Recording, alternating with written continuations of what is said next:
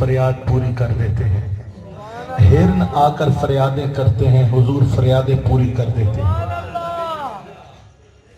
ऊंट आया फरियादी बन के हुजूर की बारगाह में सजदा किया, हुजूर ने सुना, जवाब दिया, काम हो गया, चला गया। सहाबे किराम जो साथ खड़े थे उनकी आंखों में आंसू आ गए। फरमाया मेरे गुलामों रोते क्यों हो?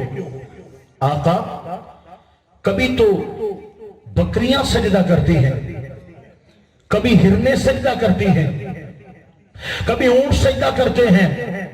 हुजूर हमारे सीनों में भी दिल फड़कते हैं, दिल करता है हम भी यार को सजदा किया करें। आका हमें सजदे की इजाजत चाहिए, हम आपको सजदा करना चाहते हैं। अल्लाह के रसूल अलैहिस्सलाम ने फरमाया अगर मेरी शरीयत में सजदा ताज़ीमी जायज होता तो मैं बीवी को कहता कि अपने खावन को सजदा करे, लेकिन मेरी उम्मत में सजदा ताज़ीमी हराम करार दे दिया गया है। अरे ये सहाबा का अदब है, नबी ने मना कर दिया, सहाबा तो मुस्तफा को सजदे के लिए तैयार खड़े हैं।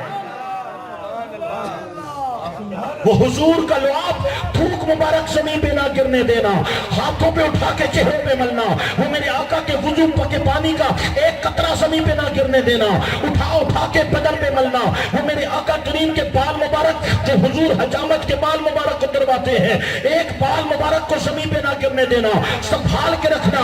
कोई कहता है मेरे कफन में रख देना कि मेरी बख्शिश का समा हो जाएगा। कोई मदीने के बीमारों को हुजूर के बाल पानी में हिला हिला के देता है कि हर मर्ज के लिए निस्बत मुस्तफा में रब ने शिफा पैदा कर दी है।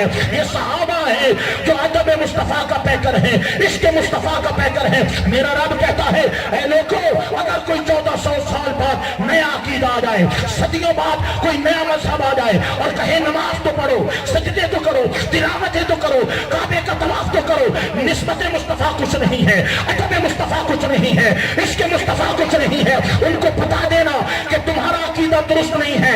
आमिनू कमा आमन अन्नास, अकीदा वो दुरुस्त है जो मोहम्मद के सहाबा का अकीदा है, और सहाबा का अकीदा इश्क मुस्तफा से भरा हुआ है, अदब मुस्तफा से भरा हुआ है।